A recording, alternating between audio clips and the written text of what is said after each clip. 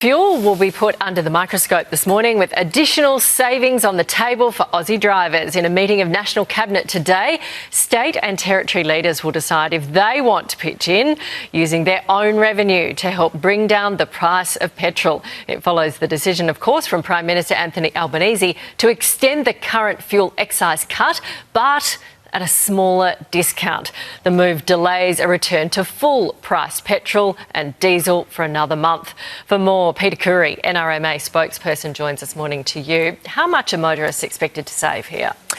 Well, 16 cents a litre is about $10 on a tank of petrol, depending on how big your tank is. So it's anywhere between $9 and $11. So every cent helps in the middle of a cost of living crisis, and no doubt this will help too. OK, so on the flip side, the excise still leaves a 16 cent a litre rise, doesn't it, on July 1st? Will that be immediate? Does it kick in sort of overnight or at 12:01? Yeah, good question. So it kicks in at the wholesale price overnight. We probably won't start to see it in the Bowser for a few days or even a couple of weeks, depending on where you live. So regionally, takes a bit longer because the servos out in the bush take a bit longer to sell through their fuel. So they've got to sell everything that's in the tank before they buy the new stock at the new price.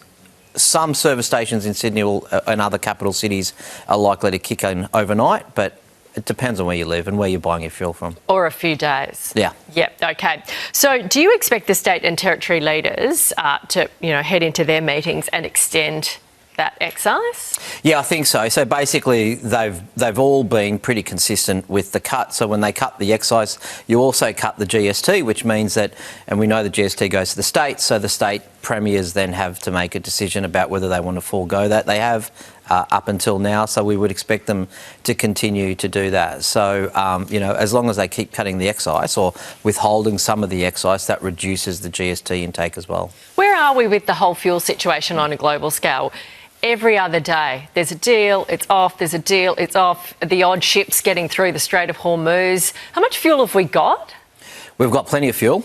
And we've got more coming, which is great. So it's not a supply issue, it's a price issue. Our regional benchmark prices in Asia have been falling steadily now for the last few weeks.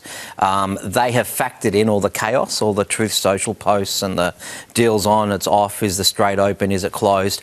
So we have been seeing steady falls in our benchmark prices, which is why we're paying about the same now than what we were before the war started, given, of course, you've got the cut in the excise. So we've seen steady falls. I think the market's starting to accept that this could be the new norm for quite some time. For quite a few months. School holidays are about to kick in. You know what that always means. They suddenly go up. Will they go up besides the excise? They'll probably go down. So what we're seeing is wholesale prices have been falling, oil prices have been falling. If that trend continues between now and once the school holidays kick in, we should see prices continue to fall, obviously taking into consideration July 1. As long as that trend continues, Australians can go have a good break over the school holidays knowing A, there's enough fuel out there, and B, it's not going to be as expensive as it was a couple of months ago. Yeah, very different to Easter, isn't it? Thank you, Pete. Here's Sherbo.